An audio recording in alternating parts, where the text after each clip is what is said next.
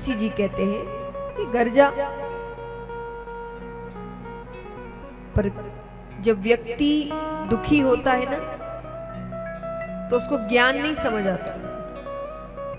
नरसिंह जी अच्छी बात समझा रहे, पर उसको लग रहा है कि कैसे है मेरे पिताजी, बेटी का दुख ही नहीं समझ रहे।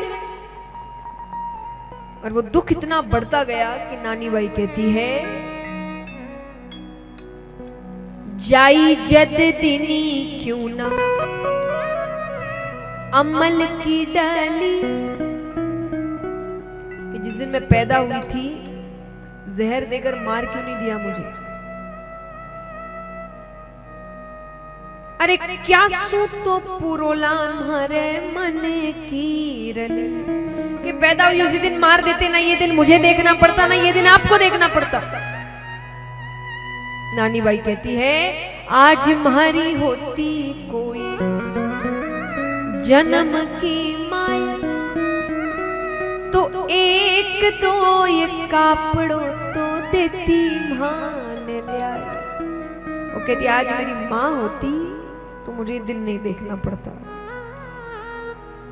एक दो कपड़ा तो लाकर देती। अरे कपड़ा छोड़ो, कम से कम एक चूंदड़ी तो लाकर देती।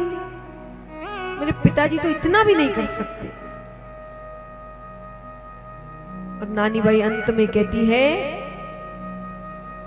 पूरब जन्म को कोई, पूरब जन्म माने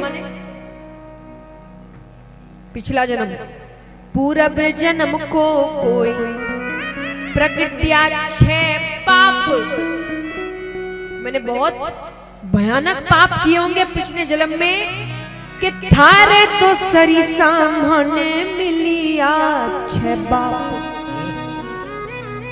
कि मुझे आपके जैसे पिता, ऐसी ऐसी कड़वी बाता बाप सु कही।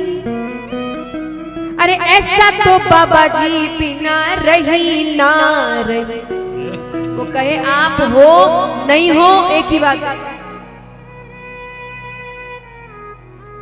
नरसिंह जी कहते हैं ये तो बहुत ज्यादा ही दुखी है, कहीं कोई उल्टा सीधा काम नहीं कर ले, कुएं में जाके नहीं पड़ जाए। नरसिंह जी कहते भाई तू घर जा, और घर जाके मायरे का एक और कागज लेकर आ। नानी बाई कहती है पिताजी वो जो पहले आया उसको तो भर दो, एक और कागज लेकर आ। नरसिंह जी कहते लेकर तो आ, और ससुराल वालों से कहना कि उस कागज में जितना मायरा होगा मेरे पिता उतना ही भरेंगे। आपको भी लग रहा होगा इतना विश्वास, क्या सोच के ये बात बोल रहे हैं? कुछ सोच के नहीं, वो विश्वास तो पहले से उनका भगवान पर था।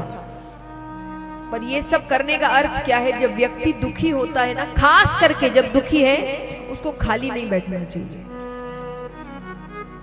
दुखी व्यक्ति कभी खाली नहीं बैठना चाहिए। खाली दिमाग, जोर से खाली दिमाग शैतान का घर। तो उनको लग रहा है कि ये बहुत ज्यादा दुखी है, अब इसको व्यस्त करना पड़ेगा, वरना फिर इसके दिमाग में ऐसे वैसे ख्याल, तो वो व्यस्त कर रहे हैं।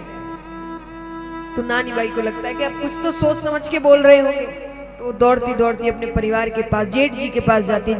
जेठ जी मेरे पिताजी मायरे का एक और कागज मंगाए हैं। जेठ जी कहते हैं